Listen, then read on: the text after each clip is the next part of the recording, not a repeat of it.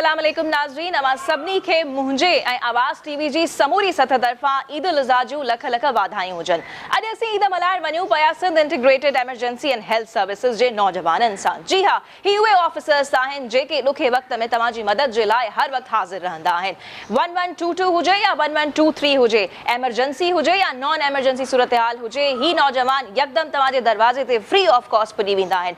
1122 जी जेकॾहिं ॻाल्हि कयूं त जेकॾहिं तव्हांखे एम्बुलेंस उहो बि फ्री ऑफ कॉस्ट खपे थो त ही फौरन तव्हांजे दर ते हाज़िर थी वेंदा आहिनि।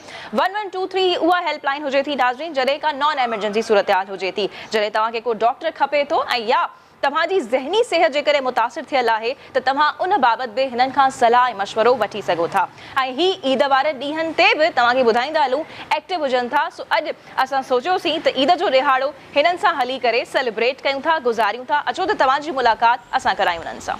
अस्सलाम वालेकुम एवरीवन, आप सबको ईद की बहुत बहुत मुबारक हो। तव्हां सभिनी खे ईद जो ॾिहाड़ो लख लख वाधायूं हुनजी हुजनि। कीअं आहियो सभु? तव्हां ठीकु आहियो? ख़ुशि आहियो? All good? ईद जे ॾींहुं बि तव्हां सभु ड्यूटीज़ करे रहिया आहियो, so we are super proud of you. So बहरहाल पंहिंजे असीं नाज़रीन खे ॿुधाईंदासीं त हिननि तमामु नौजवाननि सां असां ईद सेलिब्रेट करणु वञूं पिया ऐं तव्हां सभु ॾिसी सघो पिया त ही हिन वक़्तु बि तमामु ऑफिसर्स पंहिंजे यूनिफॉर्म में आहिनि ऐं ड्यूटी जे लाइ तयारु आहिनि। सो एमरजेंसी ऐं कुझु नॉन एमरजेंसी जा बि ऑफिशियल्स असां सां गॾु मौजूदु आहिनि, हू पंहिंजी कॉमन ड्रेस में आहिनि। सो ॻाल्हि ॿोल कंदासीं सभिनी सां त ही ईद जो ॾिहाड़ो कीअं मल्हाईंदा आहिनि। सो अचो त हिननि सां असीं गुफ़्तगू जो आगाज़ कयूं था। जी नाज़रीन, हिते तव्हांखे Sindh integrated emergency and health services जो समूरो अमलो वेठे नज़र अचे पियो, जंहिंमें तमामु ऑफिशियल्स यानी फ्रंट लाइनर्स खां वठी करे HR ताईं, HR खां वठी करे जेके एम्बुलेंस रोड ते रखनि था या उनखां अलावा बायोमेडिकल साइंसिस बायोमेडिकल इंजीनियर्स जेके आहिनि उहे बि हिते मौजूदु आहिनि। सो IT जो अमलो, IT जो staff Sindh integrated emergency and health services जो मौजूदु आहे। सो हाणे तव्हांजी मुलाक़ात हिकिड़ी अहिड़ी छोकिरी सां, हिकिड़े अहिड़े ऑफिशियल सां कराइण वञा पई जेका सिंध जी फर्स्ट फीमेल एम्बुलेंस ड्राइवर आहे। जी हा, उन सां गॾु हिकिड़ी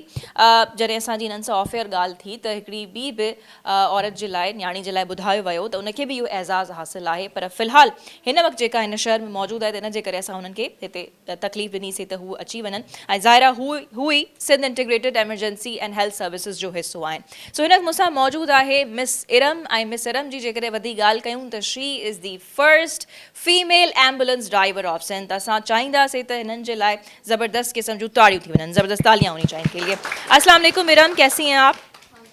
first of all we are super proud of you और ईद की आपको बहुत बहुत मुबारक हो। तो मुझे बताइएगा कि इस सफ़र का आगाज़ कैसे हुआ? आप कैसे सिंध की पहली फीमेल एम्बुलेंस ड्राइवर बनी? जी बिल्कुल, मैंने एक हमारे सांगड़ जैसे ज़िले में पहले नहीं था इतना शऊर गाड़ी चलाने का। जब हमने देखा कि एम्बुलेंस जैसी सर्विस हमारे सांगड़ शहर में चल रही है, तो मुझे ऑलरेडी गाड़ी चलानी आती थी, तो मैंने सोचा क्यों ना मैं भी इस सर्विस को ज्वाइन करूं और लोगों की खिदमत करूं। गाड़ी चलाना आपने कौन सी उम्र में सीखा था? मैंने 2019 में गाड़ी सीखी थी। और फिर उसके बाद आपको Sindh integrated emergency health services का कैसे पता चला? हमारे सांगड़ में जो है जब हमारा SIHS का स्टेशन ओपन हुआ, एम्बुलेंस चलना शुरू हुई, तो फिर हमें पता चला कि हमारे सांगड़ जैसे शहर में भी एम्बुलेंस चल रही हैं। तो मैंने ये सोचा कि क्यों ना मैं भी इसमें अप्लाई करूं और मैं भी इस इदारे का हिस्सा बनूं। सही। तो मुझे आप ये बताएं कि घर वालों का फिर क्या रिएक्शन था, और आप ईद के दिन भी ड्यूटी कर रही हैं, तो कैसे आप अपना परफॉर्म करती हैं? ताल्लुक आपका सांगड़ से है तो वहाँ पे भी SIHS एक्टिव है, वहाँ पे भी चूँकि ये जो अगर हम इन सर्विसेज की बात करें ये दूर वाले इलाकों में भी आप लोग प्रोवाइड कर रहे होते हैं, तो फिर कैसे आप वहाँ में मैनेज करती हैं? बिल्कुल ऐसा ही है। हमारे सांगड़ में जो है SIHS का एक स्टेशन बना हुआ है। जैसे दूर दराज इलाकों से भी हमें इमरजेंसी डिस्पैच की जाती है, जैसे विलेज से हो गई, तो हम फ़ौरन हमें जैसी कॉल रिसीव होती है तो हम फ़ौरन रिस्पॉन्स करते हैं।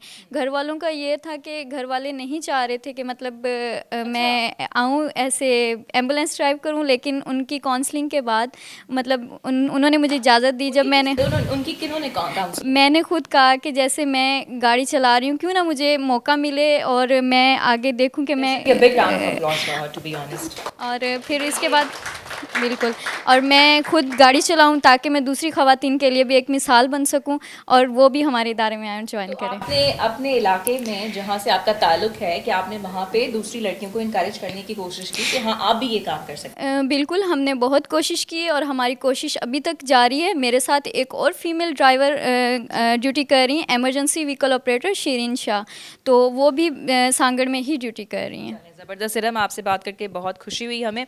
नाज़रीन, अञा हिते ॿियूं जेके असांजूं ऑफिसर्स मौजूदु आहिनि उन्हनि सां ॻाल्हि ॿोल कंदासीं। जॾहिं SIHS जी सर्विसिस जी ॻाल्हि कयूं था उते सिर्फ़ु एम्बुलेंस न आहे पर बाइक एम्बुलेंसिस बि मौजूदु आहिनि। हाणे मूंसां गॾु मौजूदु आहे मुज़म्मिल, अचो त उन्हनि खां पुछूं था। She is also bike ambulance rider, so उन्हनि खां पुछूं था उन्हनि जे ज़बानी त हुननि इन जर्नी जी शुरूआत कीअं कई। अस्सलाम वालेकुम मुज़म्मिल, कीअं आहियो? ईद मुबारक।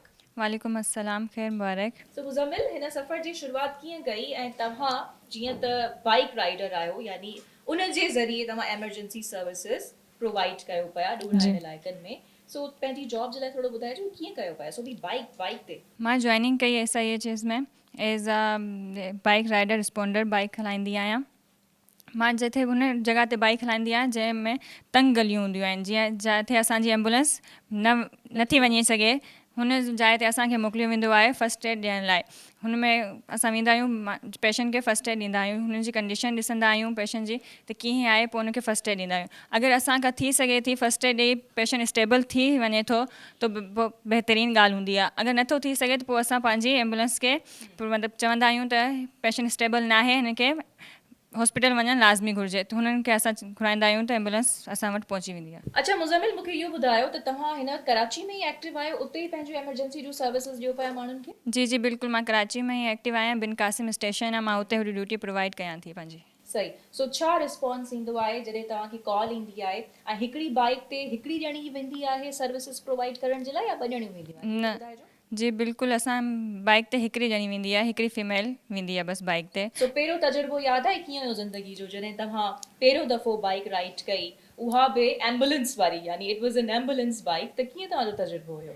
मुंहिंजो तजुर्बो बि मतिलबु इलाही सुठो बि हुयो, लेकिन अनकंफर्टेबल बि थियां पई, जीअं रोड ते वञा पई, माण्हू ॾिसनि पिया मूंखे त मतिलबु कीअं छोकिरी हिकिड़ी बाइक थी हलाई वञे, उहा बि एॾी हेवी बाइक थी हलाई वञे।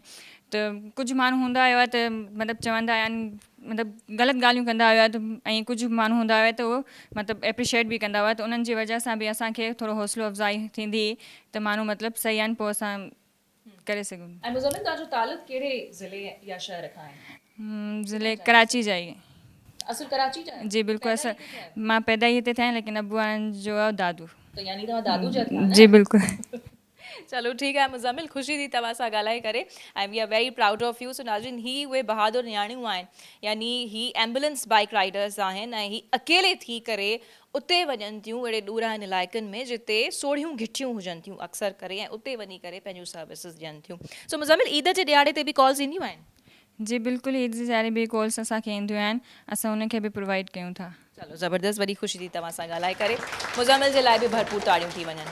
सो नाज़रीन, ईद जो पुरमुसरत मौक़ो आहे, पर उन मौक़े ते बि ही सभु नौजवान पंहिंजी ड्यूटीज़ परफॉर्म करण जे लाइ हिते मौजूदु आहिनि। असां हिननि खां हिकिड़ो कलाकु सिर्फ़ु हिननि जी रूटीन मां घुरी वरितो आहे। अच्छा, हिन वक़्तु तव्हांखे असां पंहिंजो फीमेल एम्बुलेंस ड्राइवर बि ॾेखारीसीं त जेका छोकिरी थी करे एम्बुलेंस ड्राइव करे थी, ऐं ॿी जेके एम्बुलेंस बाइक राइडर्स हुजनि थियूं, यानी बाइक्स जेके एमरजेंसी सर्विसिस प्रोवाइड कनि थियूं, उन्हनि खे उहे बाइक्स हलाइण वारियूं बि नियाणियूं ही छोकिरियूं हुजनि थियूं, जंहिंजी तव्हां सां हाणे असां मुलाक़ात कराईसीं। ऐं मुज़म्मिल जी ॻाल्हि कयां पई, हाणे हिकिड़े ॿियो कैरेक्टर SIHS मां असांखे मिलियो आहे। हिन वक़्तु SIHS 1000 खां वधीक डिलीवरीज़ कराए चुको आहे। सो हाणे तव्हांजी मुलाक़ात आउं सनम सां कराइण वञा थी। जी हा नाज़रीन, सनम ही हिकिड़ो इन जे करे मुनफ़रिद कैरेक्टर आहे SIHS जो, छो त सनम जेको आहे एम्बुलेंस में, यानी हलंदड़ एम्बुलेंस में डिलीवरीज़ कराए चुकी आहे। अस्सलाम वालेकुम सनम, कीअं आहियो तव्हां? ईद मुबारक। वालेकुम सलाम, खैर मुबारक। तव्हांजो कहिड़े शहर ज़िले खां तालुक़ आहे? कीअं हलंदड़ एम्बुलेंसिस में तव्हां डिलीवरीज़ करायूं आहिनि? तव्हांजो एजुकेशन बैकग्राउंड उन जे बारे में बि ॿुधाइजो प्लीज़। मां एमरजेंसी मेडिकल टेक्नीशियन आहियां SIHS में। अच्छा, मुंहिंजो तालुक़ कराची सां ई आहे, असां कराची में रहंदा आहियूं शुरू खां। अच्छा, ऐं हवलदार गाड़ी में मां डिलीवरी करवाई, छो त पेशेंट मूंसां गॾु हुयो ऐं पेशेंट तकलीफ़ में, ज़ाहिर सी ॻाल्हि आहे, बेबी डिलीवर थींदो आहे त मां तकलीफ़ में हूंदी आहे। ऐं असांजे लाइ जो त असां एमरजेंसी मेडिकल टेक्नीशियन हूंदा आहियूं त असांजे लाइ बि वॾी प्रेशर जी ॻाल्हि हूंदी आहे, छो त छा तव्हांजे हुनजो नालो आहे? Emergency medical technician. Emergency medical technician आहियो तव्हां? ओके, ज़बरदस्त, ठीकु आहे। असां बि प्रेशर में हूंदा आहियूं, छो त असांखे सिर्फ़ु हिकिड़ो पेशेंट डील न करणो हूंदो, ॿ पेशेंट डील करणा हूंदा आहिनि, जंहिंसां असांखे ख़बर न हूंदी आहे त अगरि बेबी डिलीवर थींदो त हुनजी कंडीशन कहिड़ी हूंदी। त माशाल्लाह सां बेबी डिलीवर थियो, ठीकु हुयो। पोइ तव्हां कीअं, छा तव्हांजा जज़्बात हुया, छा अहसास हुया, ऐं उन औरत सां गॾु छा हुनजो हस्बैंड या उनजी फैमिली बि साण हुई? छो त उहे बि वरी तमामु घणो प्रेशर विझण जी कोशिशि कंदा आहिनि न, पोइ कीअं तव्हां मैनेज कंदा आहियो वरी ॾुखी सूरत हाल में? जी बिल्कुलु, उन्हनि सां गॾु मुंहिंजो हस्बैंड न हुयो, छो त असांखे सिर्फ़ु ॿई ट्रेनर अलाउ हूंदा आहिनि अच्छा। जंहिंसां त हस्बैंड बाइक ते पोयां अचे पियो ऐं उन सां गॾु हुननि जी ससु हुई ऐं नंद हुई। ओके हाँ उहे बि काफ़ी परेशान हुआ छो त एम्बुलेंस जो हूंदो आहे त उहो मतिलबु अहिड़ो एनवायरनमेंट हूंदो आहे त हॉस्पिटल प्री हॉस्पिटल केयर ॾींदा आहियूं त अहिड़ी कंडीशन में बेबी डिलीवर थियणु ऐं कंजस्टेड एरिया हूंदो आहे त ज़ाहिर सी ॻाल्हि आहे बेबी डिलीवर कराइण हॉस्पिटल में बि क्रिटिकल हूंदो आहे ऐं एम्बुलेंस में पर हलंदड़ एम्बुलेंस में ही त थोरो शॉकिंग न आहे, ठीकु आहे इमरजेंसी जी सूरत हाल आहे, पर असांजा रोड रस्ता अहिड़ा आहिनि जिते तमामु घणा धिका झाका जर्क्स वग़ैरह अचनि था, बम्पी हुजनि था रोड्स, न पोइ कीअं मैनेज कंदा तव्हां? जीअं असांजी एम्बुलेंस माशाल्लाह स्मूथली हलंदी आहे, हुन में फील न थींदो। त पोइ सनम तव्हां हिन वक़्त ताईं केतिरियूं हलंदड़ एम्बुलेंस में डिलीवरीज़ कराए चुका आहियो? हिन वक़्त ताईं मां माशाल्लाह सां 15 डिलीवरी करवाए चुकी आहियां हलंदड़ एम्बुलेंस में।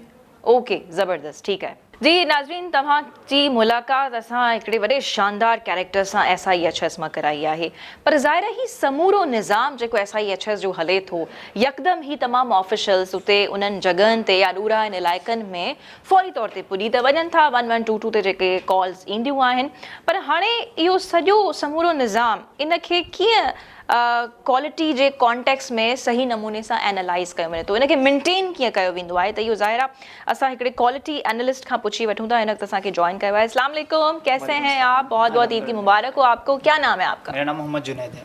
तो जुनैद साहब, आपकी क्या डेजिग्नेशन है? या क्वालिटी मैं analyst? Monitoring evaluation and accountability learning department में एज अ एनालिस्ट ड्यूटी सर अंजाम दे रहा हूँ तकरीबन 3 ईयर से। और आपकी जो ये डेजिग्नेशन है, इसका क्या काम है इस इदारे में? देखिए, हमारा काम ऑल ओवर जो हमारा ऑपरेशन स्टैंडर्ड्स है उसको मॉनिटर करना, उसमें एम्बुलेंसेस को और ऑल ओवर चीज़ें देखना, क्योंकि SIHS की तमाम क्वालिटी है जिसमें हम डिफरेंट एक्टिविटीज़ कर रहे होते हैं।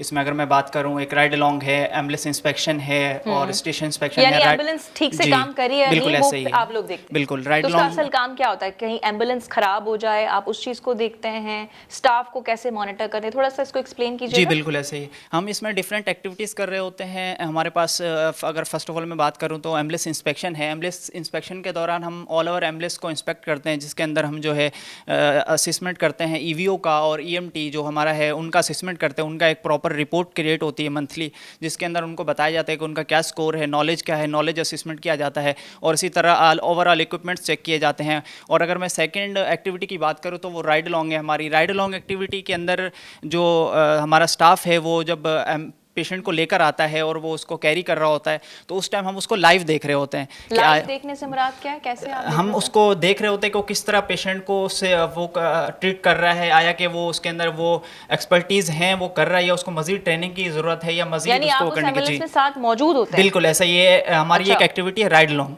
जो कि हम कर रहे होते हैं। अच्छा, जी बिल्कुल। ठीक है, तो फिर ईद के दिन भी आप काम कर रहे होते हैं, घर वाले आपसे शिकायत नहीं करते? नहीं, ये क्या तरीका है? नहीं, एक्चुअली हमने घर में पहले ही बताया हुआ है कि 24/7 सर्विस है। थोड़ा डिफिकल्ट तो है लेकिन क्योंकि बिल्कुल ऐसे ही है, बिल्कुल कर लेते हैं। कभी छोड़ने का दिल चाहे आपका? नहीं, एक्चुअली ये एक मतलब एक इंसानी खिदमत, इंसान की खिदमत, इंसानियत की खिदमत है, तो ऐसा कभी सोचा अच्छा। नहीं है। जी चलें सही है, बहुत अच्छी बात है, बहुत खुशी हुई आपसे बात करके। नाज़रीन, ॿी बि डॉक्टर असां सां गॾु मौजूद आहे, जुनैद साहब जे लाइ बि ताड़ियूं थी वञनि। तो अचो त उन्हनि सां वधीक ॻाल्हि ॿोल करे पुछूं था त हुननि जो हिन इदारे में छा किरदारु आहे ऐं उन्हनि जी छा डेजिग्नेशन आहे। अस्सलाम वालेकुम, ईद मुबारक, कीअं आहियो तव्हां? वालेकुम अस्सलाम, खैर मुबारक। अल्हम्दुलिल्लाह मां ठीकु आहियां। ज़बरदस्त। तो छा नालो आहे तव्हांजो ऐं हिन इदारे में तव्हांजी छा? मुंहिंजो नालो डॉक्टर शाज़िया शब्बीर आहे ऐं मां Sindh integrated emergency health service जे रिसर्च डेवलपमेंट ऐं एजुकेशन डिपार्टमेंट में पंहिंजूं ख़िदमात सर अंजाम ॾियां डेवलपमेंट एंड एजुकेशन डिपार्टमेंट, उन जो छा कमु हुजे थो हिन इदारे में? जी एक्चुअली असांजा जेके असांजा फ्रंट लाइनर्स जेके तव्हांजे साम्हूं वेठा आहिनि, लाइक असांजे जेके EMTs आहिनि जेके असांजी पंहिंजी ड्यूटी परफॉर्म कनि था, एक्चुअली असां इन्हनि खे ट्रेन कंदा आहियूं। ऐं मां डॉक्टर, मां इन्हनि खे ट्रेनिंग प्रोवाइड कंदी आहियां। बहितरीन मैनेजमेंट कीअं कजे, बहितरीन प्रोटोकॉल इन्हनि खे असां पंहिंजो सेखारींदा आहियूं। इन दौरान असां यानी जेके हिते मेडिकल टेक्नीशियंस आहिनि, हलंदड़ एम्बुलेंस में डिलीवरी कराइनि था, त यू न बेसिकली सिर्फ डिलीवरीज, इन खां अलावा all cases, for example road traffic accident थियनि था, डिलीवरी जा केसिस आहिनि, ॿियो कोई सिचुएशन आहे, हीट स्ट्रोक आहे, जीअं त अॼुकल्ह तव्हां ॾिसो पिया त गर्मी जो मौसम आहे, इन दौरान हीट स्ट्रोक जा क्रिटिकल केसिस, तव्हांखे ख़बर हूंदो हीट वेव हले पई, त उन दौरान जेके बि एमरजेंसीज़ अचनि थियूं उन्हनि खे कीअं डील कजे, कीअं असांखे प्रोटोकॉल तहत कीअं मैनेजमेंट ॾियणी आहे, फर्स्ट एड छा आहे असांखे, उहा कीअं ॾियणी आहे, कीअं प्रोवाइड करणी आहे, उहे तमामु सर्विसिस असां जेके आहिनि इन्हनि खे सेखारींदा आहियूं।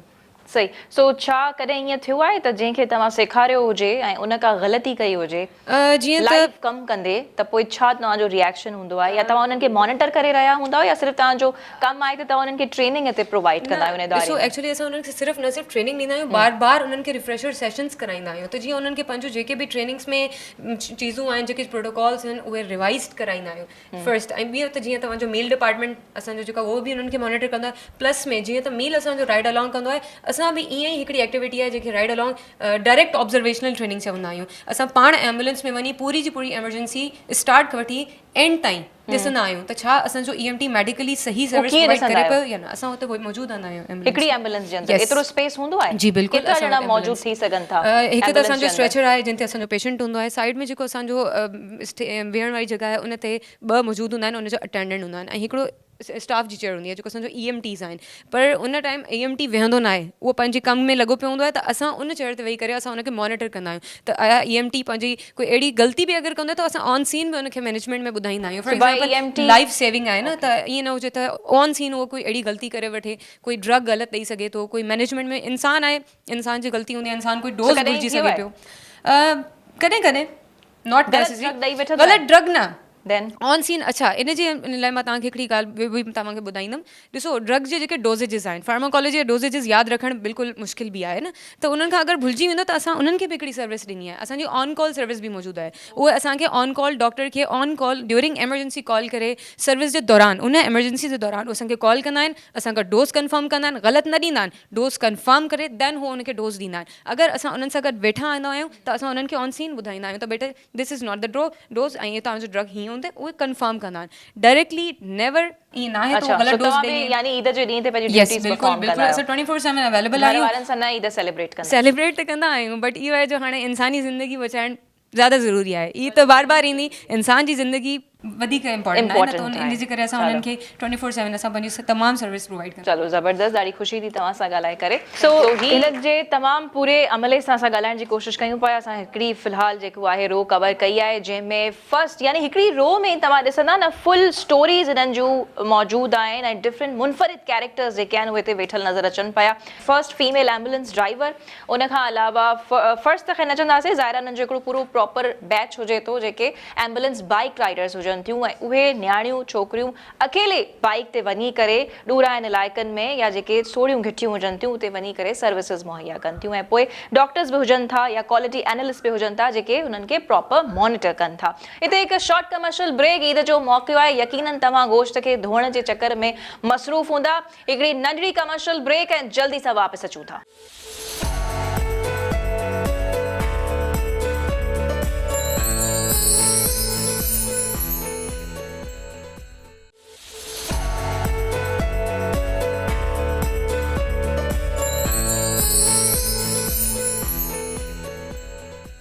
वेलकम बैक नाज़रीन, ईद उल अज़हा जो पुरमसरत मौक़ो आहे। असीं SIHS जे बासलाहियत बाहिम्मत नौजवाननि सां ईद सेलिब्रेट करे रहिया आहियूं।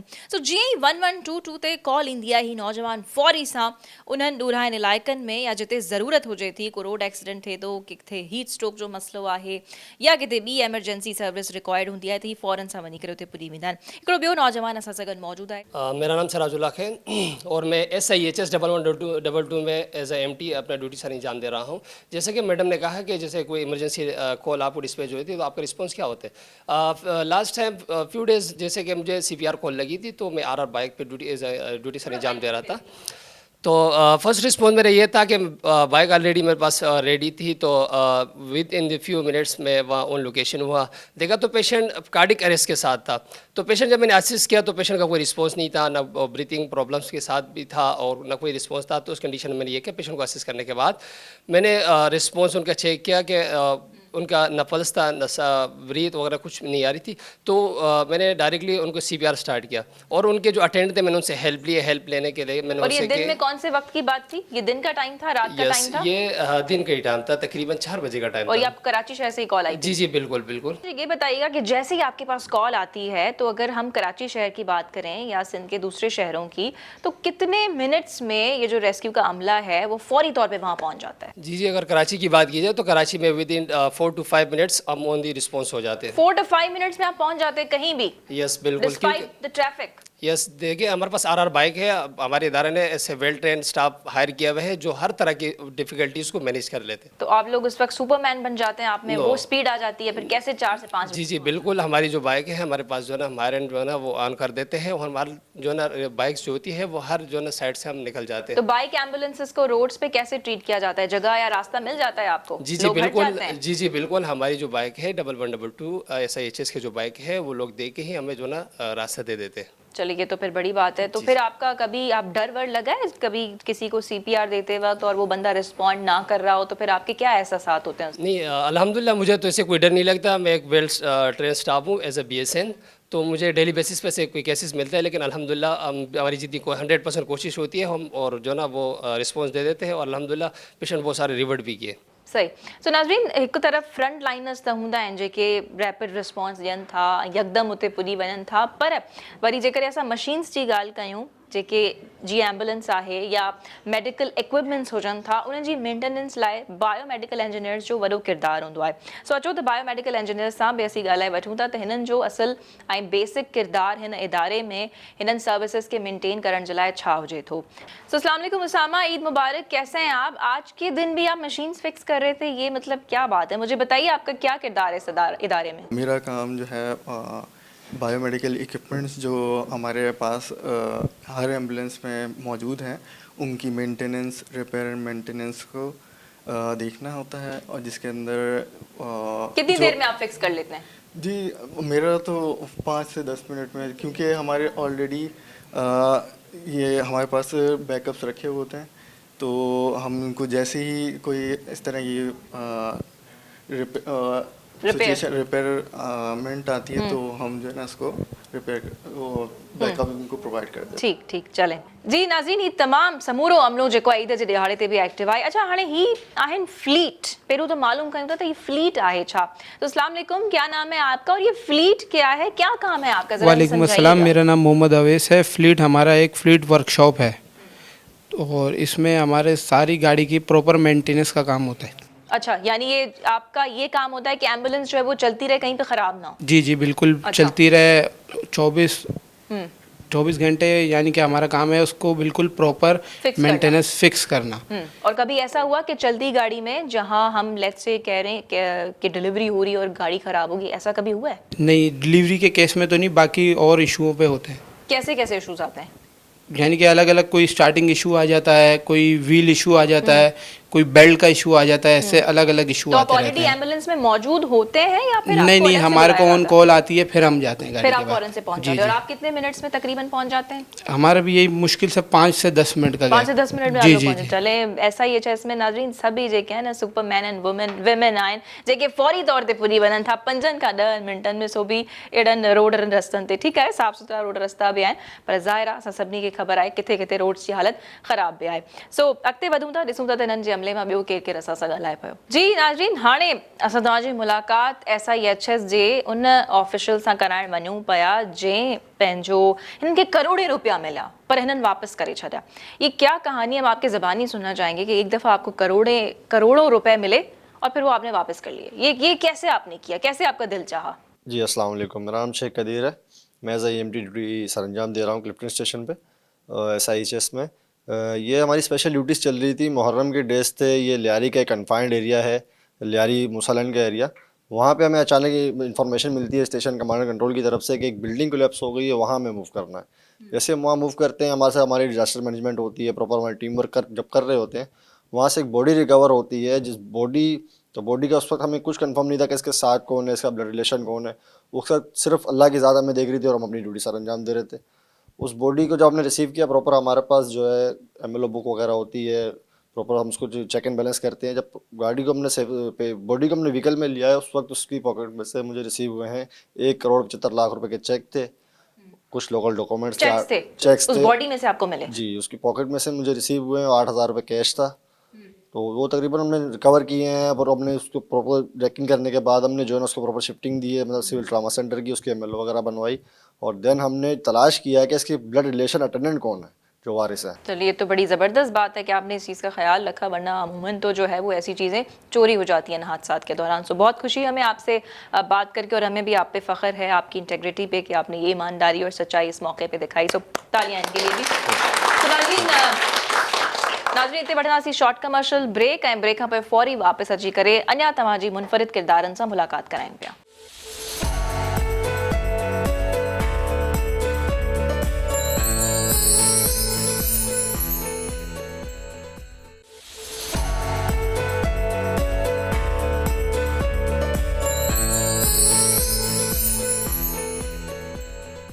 वेलकम बैक नाज़रीन। SIHS में तव्हां सां असां उन्हनि किरदारनि जी मुलाक़ात त कराई जंहिं हलंदड़ एम्बुलेंस में डिलीवरीज़ करायूं आहिनि, पर कुझु अहिड़ा बि ॿिया डिफरेंट ऐं यूनिक क़िस्म जा किरदार SIHS में मौजूदु आहिनि। ही 22 साला रूशान जेकी आहे नाज़रीन, तव्हांखे ॿुधाईंदा हलूं त फ़ोन कॉल ते हिक घर में पंहिंजो डिलीवरी कराई आहे। सो रूशान, अस्सलाम वालेकुम, ईद मुबारक। इतना बड़ा कारनामा कैसे सरअंजाम दिया आपने फ़ोन कॉल पे, और वो भी आपने किसी ऐसे शख्स से डिलीवरी करवाई जिसको शायद नहीं पता था, who doesn't have a medical background, और आप अपने एजुकेशन बैकग्राउंड का भी हमें बताइएगा प्लीज़। वालेकुम अस्सलाम, खैर मुबारक।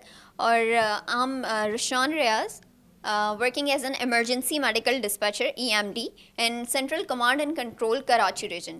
अच्छा, अब जैसे कि आपने जिक्र किया कि एम्बुलेंस में डिलीवरी कॉल पे रहते हुए डिलीवरी कैसे करवाई, तो सिनेरियो कुछ ऐसा था कि हमें गुलशन इकबाल से कॉल रिसीव हुई थी। Basically we are trained and certified staff from international academy of emergency dispatch. हाँ, उसके अलावा भी हमारे जो है वो रिफ्रेशर्स होते रहते हैं। तो ये बताना चाह रही थी मैं आपको कि जब हमारे पास कॉल रिसीव होती हैं डेली बेसिस पर, तो एक कॉल उसमें ऐसी भी रिसीव हुई कि गुलशन इकबाल से वो कॉल थी। कॉल पर एक नेबर थी पेशेंट की, जिन्होंने हमें रिपोर्ट किया कि डिलीवरी का प्रोसीजर स्टार्ट हो गया है हमारी नेबर का, और बेबी का हेड विजिबल है। तो ऐसी सिचुएशन में अब हमें अच्छा, मुझे इधर बताइएगा उन्होंने फिर कौन से नंबर पे कॉल की थी? 1122 पे।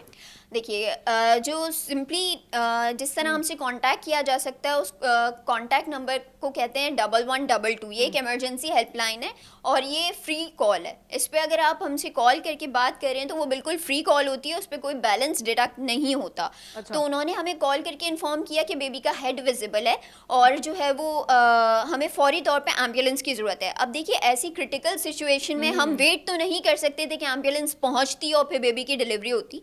इसमें बेबी की भी लाइफ का रिस्क था और मदर की भी। तो हमने अपने प्रोटोकॉल्स को प्रॉपर फॉलो करते हुए, प्रॉपर इंस्ट्रक्शन प्रोवाइड करते हुए पेशेंट को जो है वो कोशिश की कि हम बेबी को डिलीवर करवाना स्टार्ट करें, क्योंकि जैसे कि आप जानते हैं। तो भाई, ये जब आपने बात उनके नेबर को बोली तो उनका क्या रिएक्शन था? उन्होंने क्या बोला कि अरे मैं कैसे करवा सकती हूँ? देखिए, सबसे पहली चीज़ तो ये होती है कि कुछ बैरियर्स होते हैं, कुछ इमोशनल बैरियर्स होते हैं, कुछ रिलेशन का भी इशू होता है। अब जैसे कि मैंने आपको इन्फॉर्म किया है, वो नेबर थी, तो अब उनका अपना भी एक बैरियर था कि वो उनकी कोई फैमिली मेम्बर नहीं थी। उन्होंने 8 टाइम्स कॉल डिस्कनेक्ट की क्योंकि वो परेशान थी। वो चाहती थी कोऑपरेट करना। अच्छा। बट वो बता रही थी कि उनकी जो फैमिली मेम्बर्स हैं, उनकी एक ओल्ड मदर और ओल्ड डैड हैं, उनके हस्बैंड भी घर पर नहीं है। तो जो मदर फादर हैं वो भी कोऑपरेट नहीं कर पा रहे हैं, परेशान हैं, वो खुद भी परेशान थी। तो हमने उनको प्रॉपर काउंसिल किया, जो कि हमारी काउंसलिंग टेक्निक्स हम यूज़ करते हैं, वो यूज़ करते हुए हमने प्रॉपर इंस्ट्रक्शन प्रोवाइड की। 8 टाइम्स उन्होंने कॉल डिस्कनेक्ट की। इस दौरान हमने 8 टाइम्स उनको अप्रोच किया। ओके। 8 मरतबा कॉल बैक की उनको, ताकि हम बेबी की और मदर की पूरे कितने, क्या ड्यूरेशन थी जो इसमें ये पूरी डिलीवरी का अमल पूरा हुआ? अब ये बताना चाहूँगी कि देखें, एम्बुलेंस तो हमने एड्रेस लेने के, यानी कि 30 सेकंड्स के अंदर अंदर हम एड्रेस, नेम, नंबर आपका लेके डिटेल्स फॉरवर्ड कर चुके होते हैं। तो एम्बुलेंस तो उस दौरान मूव हो चुकी थी, लेकिन इशूज़ कुछ इस तरह के भी होते हैं कि इंफ्रास्ट्रक्चर कराची का, जैसे कि आप भी उससे बखूबी वाकिफ़ होंगे, कुछ जगहों पर ऐसा होता है, ट्रैफिक का दबाव, सुबह का टाइम होता है, ऑफिस का टाइम होता है, इस दौरान पर थोड़ा सा पहुंचना मुश्किल हो जाता है। तो और जाहिर सी बात है, हम तो वेट भी नहीं कर सकते। थी जो आपने करवा दी, तकरीबन हमें 20 से 25 मिनट एम्बुलेंस स्टाफ को ऊपर बिल्डिंग तक पहुंचने में लगे थे। वो किसी बिल्डिंग या अपार्टमेंट के अंदर थी। जो फोन कॉल पे आपने वो डिलीवरी करवाई थी, उसको कितने मिनट्स लगे थे? तकरीबन डिलीवरी तो हो चुकी थी 8 मिनट्स के अंदर अंदर। हमने 9-10 मिनट्स और नेबर ने कोऑपरेट किया था जी, वही आपके साथ फोन कॉल पे थी? बिल्कुल, फोन कॉल पर मौजूद थी और वो हम उनको गाइड कर रहे थे। और 8 टाइम्स वो कॉल डिस्कनेक्ट कर, किसी वक्त उन्होंने बोला कि नहीं अब मुझसे नहीं हो रहा, वो ड्यूरिंग द प्रोसीजर बिल्कुल ऐसा ही है, उन्होंने कॉल ही जब डिस्कनेक्ट की कि जब उनसे हो नहीं पा रही थी वो चीज़, ओके, लेकिन हमने ओके, उनको चलें। कॉल बैक किया और काउंसिल करते रहे और अल्हम्दुलिल्लाह एक हेल्दी बेबी डिलीवर कर चलें ज़बरदस्त, ये तो एक बहुत बड़ा कारनामा है। नाज़रीन, SIHS में हिक ई ॾींहं में ज़ाहिरा हज़ारे कॉल्स ईंदियूं हूंदियूं ऐं उनखे मैनेज करणु मेंटेन करणु इहो बि हिकिड़ो चैलेंज आहे। इहो हिकु इदारे में IT डिपार्टमेंट जो अक्सर करे कमु हूंदो आहे। सो SIHS जे IT डिपार्टमेंट में असां सां फवाद साहब गैर मौजूद हैं, अचो तो उन्हनि सां ॻाल्हायूं था। फवाद साहब, अस्सलाम वालेकुम, ईद मुबारक। मुझे बताइए आप कैसे मैनेज करते हैं और एक दिन में कितनी कॉल्स आपको रिसीव होती हैं? जी वालेकुम सलाम, आपको भी ईद मुबारक। जी, मेरा नाम फवाद अहमद है और मैं IT मैनेजर हूँ यहाँ पे। जी बिल्कुल, आपने सही कहा कि पर डे हम मोर देन 25,000 कॉल्स को मैनेज करते हैं। 25,000 कॉल्स, जी जी। और उनको अटेंड करने के लिए आपके पास अमला कितना मौजूद है? जी, अमला हमारे पास जो है वो शिफ्ट्स में होता है, क्योंकि मॉर्निंग, इवनिंग और नाइट शिफ्ट्स चलती हैं। तो पर शिफ्ट जो है तकरीबन कोई 15 to 20 लोग, मोर देन 20 लोग बैठे होते हैं। अच्छा। जो इसको मैनेज कर रहे होते हैं। और टेक्निकली हमारा एंड होता है कि हम उसको उसकी नेटवर्क कनेक्टिविटी और ये सारी चीज़ों को इंश्योर करते हैं कि वो अप एंड रनिंग रहें और 24/7 अवेलेबल रहें। तो फिर क्या आप एग्जॉस्ट हो जाते हैं कि आपका काम तो बहुत ज़्यादा मुश्किल है और इसको मेंटेन करना आपका दिल चाहता है कि बस अब बस होगी, मुझे जाना है आप? बिल्कुल, कभी कभार ऐसा होता है, लेकिन ज़ाहिर है एक ह्यूमैनिटी का वर्क है, इंसानी जान की जो है वो एक कदर है, ज़ाहिर है, तो उसको बचाने के लिए। और ईद के दिन भी आप ड्यूटीज परफॉर्म कर रहे होते हैं, तो घर वाले आपसे नाराज़ नहीं होते? ऐसा होता है कि कभी हमें ऑफिस भी आना पड़ता है, कभी ऑनलाइन भी हम दे देते हैं, क्योंकि टेक्नोलॉजी है। तो ऑनलाइन आप क्या सर्विसेज देते हैं, यानी वो मेंटेन वगैरह करना हो, जिस तरह से मैनेज करना हो? इंटरनेट से रिलेटेड या सर्वर से रिलेटेड कोई ऐसी चीज़ होती है, Okay. तो हम अपने कंप्यूटर से भी उसको एक्सेस कर सकते हैं। चले, बहुत खुशी हुई आपसे बात करके। ज़ाहिर है इहो टेक्निकल शयूं मैनेज करण तमामु घणो ज़रूरी आहे। जी नाज़रीन, SIHS में तव्हांखे समूरे अमले सां त मुलाक़ात कई, पर हा हिननि जे अनसंग हीरोज़ थे, उन्हनि खे असां बिल्कुल भी नथा विसारे सघूं, जंहिंमें इलेक्ट्रिशियंस यानी ही मोहम्मद अख्तर साहब मौजूद आहिनि। उन खां अलावा हिननि जो जेको सपोर्टिंग स्टाफ आहे उनखे भी बिल्कुल नथो विसारे सघिजे। सो ही असां सां मौजूद आहिनि। क्या नाम है सर आपका? अलीशा साहब असां सां गॾु मौजूद आहिनि। सो अलीशा, आपको भी बहुत बहुत ईद मुबारक हो। अख्तर साहब, आपको भी ईद मुबारक हो। यकीनन आपकी सर्विसेज को भी हम सलाम पेश करते हैं कि आप इन एमरजेंसी के हालात में हर वक्त जो है वो यकीनन एक्टिव होंगे। सो बहुत शुक्रिया कि आप भी इस प्रोग्राम में मौजूद थे। अच्छा नाज़रीन, एक तरफ तो 1122 आहे, 1123 ते कॉल करे तव्हां नॉन एमरजेंसी सर्विसेज भी हासिल करे सघो था।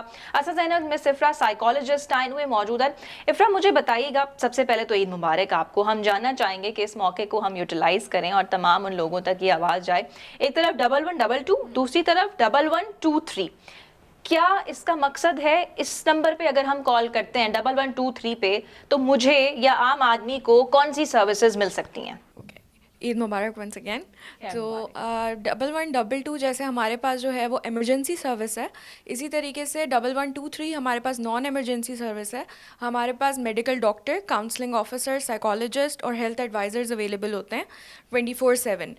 वो डेज़ जहाँ पे हमें इजीली डॉक्टर एक्सेसिबल नहीं होता, आप 1123 पे कॉल करके इजीली किसी भी डॉक्टर को कंसल्ट कर सकते हैं इमरजेंसी सिचुएशंस में। इसी तरीके से हमारे पास मल्टीपल केसेस आते हैं फैमिली इश्यूज़ के साथ, लड़ाई झगड़ा, डिप्रेशन, इन इश्यूज़ को भी जो है वो हम मेंटल हेल्थ काउंसलिंग के ज़रिए जो है उसको इम्प्रोवाइज़ कर रहे होते हैं। इसके साथ हमारे पास हेल्थ एडवाइजरी भी मौजूद है। जैसे इस तरीके के जो मौके होते हैं, ईद के मौके आपने ज़्यादा खा लिया, बदहज़मी हो गई, इस तरीके की एडवाइजेस भी हमारे पास आपको कॉल की जा सकती है। और कौन से नंबर पे?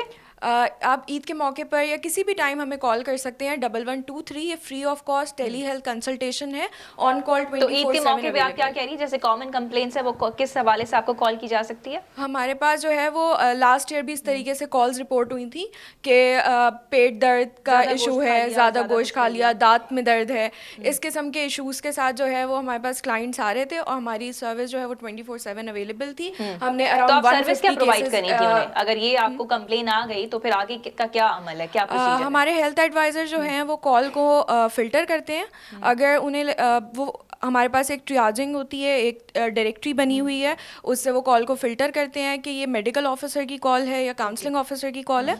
अगर वो उन्हें हेल्थ एडवाइस चाहिए तो कॉल जो है वो डॉक्टर को ट्रांसफ़र हो जाती है। अगर जो है मेंटल हेल्थ इशू है तो फिर वो कॉल जो है वो काउंसलिंग ऑफिसर। और वो कितनी देर लगती है कॉल ट्रांसफ़र होने में? हमारे पास रजिस्ट्रेशन प्रोसेस है, वंस आप रजिस्टर हो जाते हैं उसके अंदर 1 मिनट लगता होगा और फिर हमारी कॉल जो है वो डॉक्टर को ट्रांसफर। अच्छा, मेंटल हेल्थ से रिलेटेड आपको दिन में कितनी कॉल्स रिसीव होती हैं? रिसेंटली हमारा जो है वो कैंपेन चल रही है, तो उसके अकॉर्डिंगली हमारे पास पर डे जो है वो 250 कॉल्स जो है वो रिसीव हो रही हैं मेंटल हेल्थ की। कितनी कॉल? Sorry, 250 calls. 250 कॉल्स। हमारे पास जो है वो 5 to 8 काउंसलर्स की टीम है, पर डे हम जो है ऑल ओवर 40 केसेस को मैनेज कर तो लेते आप हैं। उनकी काउंसलिंग कर रहे होते हैं कॉल पे उनसे बात करके?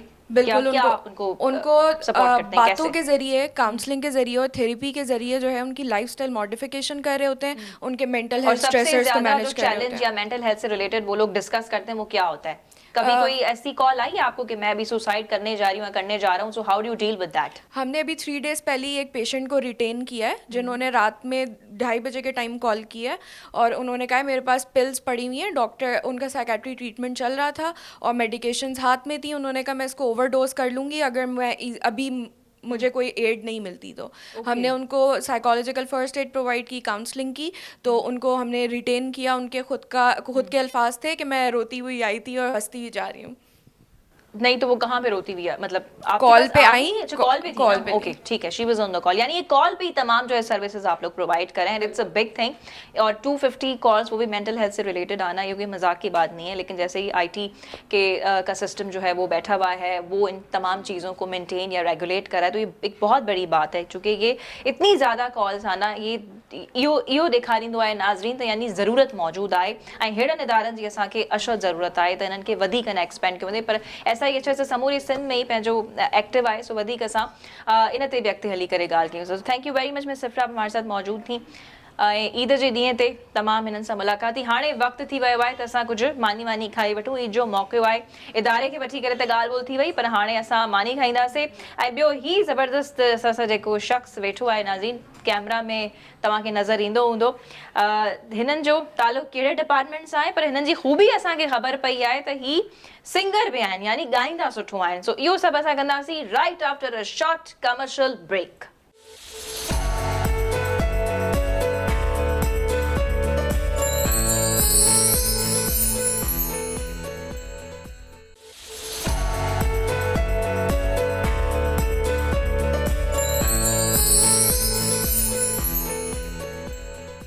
वेलकम बैक नाज़रीन। ईद उल अज़हा जे पुरमसरत मौके ते असीं मौजूद आहियूं Sindh integrated emergency and health services सां।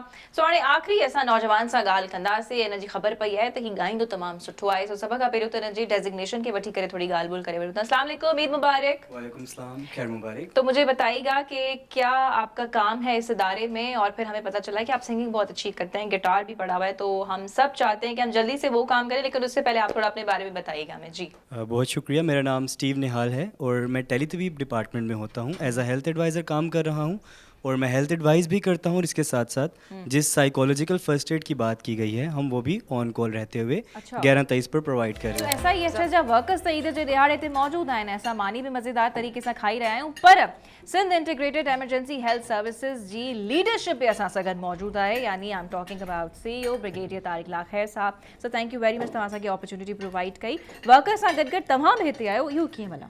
Thank you very much, thank you very much. इहो ॾिसो सभिनी खां वॾो सबूत इहो आहे त हीअ सर्विस आहे छा।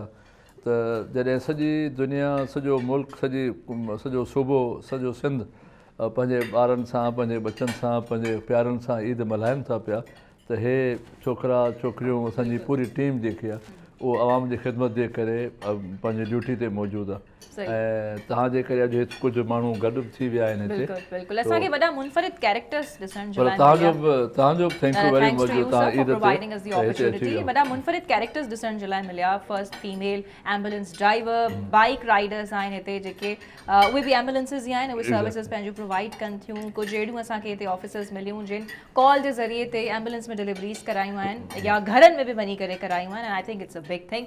सो मूंखे इहो ॿुधाइजो त Sindh integrated emergency health services ही आहे त सिंध गवर्नमेंट जो इदारो ई, पर जेतिरियूं कॉल्स 1122 खे रिसीव थियनि थियूं, जेतिरियूं कॉल्स 1123 ते अचनि पियूं, ही सभु कुझु कीअं मैनेज थिए पियो ऐं केतिरी तव्हां वटि इन शइ जी कैपेसिटी मौजूदु आहे या तव्हां एक्सपेंड करण जे लाइ सोचो पिया? ॾिसो सभिनी खां पहिरियों त इहो आहे त इहो जेको पूरो मनसूबो आहे या जेको पूरो हिकिड़ो प्लान आहे, इहो ठाहिण वारनि खे शाबाश आहे जिन इहो सुठो प्रोग्राम ठाहियो ऐं विच में जॾहिं मां आयुसि ऐं जॉइन कयुमि अॼु खां 3 साल अॻु में त असां इन खे इहो ॾिठो त इहो हिकिड़ो नंढिड़ो प्रोजेक्ट हुयो पर इन खे एक्सपेंड करण खां अॻु में असांखे स्ट्रक्चर ठाहिणो हो ताकी असां गाॾियूं माण्हू हायर करे गाॾियूं वठी मोकिले छॾियूं हा ऐं स्ट्रक्चर न हुजे हा त पोइ असां हींअर बिल्कुलु तबाह हुजूं हा सो उन खां पहिरियों असां पंहिंजो डिसाइड कयो त असांखे डिजिटल थियणो आहे सो अॼुकल्ह कंहिं बि शइ खे तव्हां डिजिटल खां अलावा कंदव त पोइ इहा पंहिंजी मर्ज़ीअ ते हलंदी सो असां उहो डिजिटल इंफ्रास्ट्रक्चर डेवलप कयो हींअर असांजी हिकिड़ी गाॾी काथे पूरे सिंध में हले थी पई त उनजे पल पल जो ख़बर असांखे पवंदी आहे त उन में डीज़ल केतिरो पियो आहे असांजो पूरो सो इहो चवंदो न डिजिटल आहे मूंखे हींअर तव्हां मुंहिंजे ऑफिस में ॾिसंदव को कागज़ कोन्हे को मुंहिंजे तव्हां हिते ऑफिस में वेठा हूंदव उते को कागज़ नज़र न ईंदो असांजी हर रिपोर्ट हर मॉनिटरिंग हर जेके एवेल्यूशन आहे उहा सॼी डिजिटली थिए पई गाॾीअ में केतिरा किलोमीटर हली आहे केतिरा माण्हू उन में अॼु पेशेंट आया केतिरा विया केतिरा किलोमीटर कंज़म्पशन थी आहे उन में कहिड़ो सामान पियो आहे केतिरी दवाऊं लॻियूं हुयूं सो उहा 24 कलाक में 3 दफ़ा इहा मॉनिटरिंग थींदी आहे हुनजी हिकिड़ो माण्हू जेकॾहिं ज़ाहिर आहे इंसान हो उन में ग़लतियूं करण वारा माण्हू बि आहिनि कुझु हिकिड़ा ग़लती कंदा आहिनि ऐं कुझु वरी मस्ती बि कंदा आहिनि सो मस्ती करण वारो जेको माण्हू हूंदो आहे उहो बि 3 दफ़ा पकड़िजी पवंदो आहे त भाई हिन मस्ती कई आहे सो परते वारनि इलाइक़नि तां तव्हां पंहिंजे एक्सेस खे कीअं यकीनी बणायो था Sindh integrated emergency and health services समूरी सिंध में एक्टिव आहे त असां ॼाणणु चाहींदासीं त जेके ॻोठ आहिनि रूरल एरियाज़ आहिनि छा ओसी ताईं बि तव्हां आराम सां बर वक़्तु पुॼी वञो था ॾिसो सॼी दुनिया में टाइम जो असां हिकिड़ो स्टैंडर्ड आहे त शहरनि में 8 खां 10 मिंटनि में गाॾी पहुचणु खपे ऐं रूरल एरियाज़ में 12 खां 18 मिंटनि में पहुचणु खपे पर उहो उन वक़्तु आहे जॾहिं गाॾियूं तव्हां वटि मौजूदु हुजनि ऐं सभु मौजूदु हुजनि असांखे 1800 गाॾियूं खपनि 1860 गाॾियूं खपनि पूरे सिंध खे कवर करण जे कारण असां वटि आहिनि 627 गाॾियूं एम्बुलेंसिस सो उहो असां वटि 100% गाॾियूं आहिनि कोन पर उन जे बावजूदि असां उनखे डिप्लॉयमेंट अहिड़े नमूने सां कई आहे या हुनखे सॼो पखिड़ियो अहिड़े नमूने सां सॼे सिंध में जो तक़रीबन असांजो एवरेज टाइम 17 मिंट अचे थो त 17 खां 18 मिंटनि में चाहे उहो घोटकी हुजे चाहे जेकाबाद हुजे चाहे दादू हुजे या नगर पार्कर हुजे उहो उते गाॾी पहुची वञे थी सो इहो असांजो हिकिड़ी अचीवमेंट आहे त सो ज़रूरत हाणे वधीक कहिड़ी शइ जी आहे जीअं तव्हां पंहिंजो गाॾियुनि वारी ॻाल्हि कई आहे ज़ाहिर आहे SIHS जेको आहे ही हेल्थ डिपार्टमेंट जे मातहत अचे पियो त हाणे वधीक विजन छा आहे ऐं ज़रूरत कहिड़ी शइ जी ॾिसो असांजो विजन इहो आहे त असांजी हीअ गाॾी हिन जो असली मक़सदु आहे त गवर्नमेंट माउ जे हैसियत में हूंदी आहे ऐं अवाम जेको आहे उहो औलाद जी हैसियत में हूंदो आहे त ॿारु सॼो ॾींहुं खेॾंदो रहे माउ यादि न ईंदी आहे पर जॾहिं ॿारु किरी पवंदो आहे खेॾंदे खेॾंदे त हुनखे पहिरियों आवाज़ु ईंदो आहे अम्मा जो सो हे असांजो इहो आहे त हीअ जेकी 1122 आहे इहो अमर जो आवाज़ु ॾियण वारो जेको रड़ करण वारो आहे उहो 1122 हुजे ऐं उन खां पोइ जॾहिं मां ॿार ॾे ईंदी आहे ऐं ॿार खे खणी पंहिंजे हंज में या लैप में विहारींदी आहे त उहो ॿारु चवंदो आहे त हाणे मां सुकून जी जॻह ते अची वियुसि हाणे मुंहिंजा सभु मसइला हल थी वेंदा सो असांजी एम्बुलेंस अहिड़ी हुजे जेके उन माण्हूअ खे जेको उते पहुची वियो आहे उन खे हर मसइले जो हल ॾेई सघे सो शुक्र अलहमदुलिल्लाह त जेके 600 एम्बुलेंसूं आहिनि उन में हर सामान मौजूदु आहे जो उन ॿार जो या उन पेशेंट जो या उन माण्हूअ जो दिलि जो दौरो हुजे साह जी बीमारी हुजे ऑक्सीजन जो प्रॉब्लम हुजे सभु उन में मौजूदु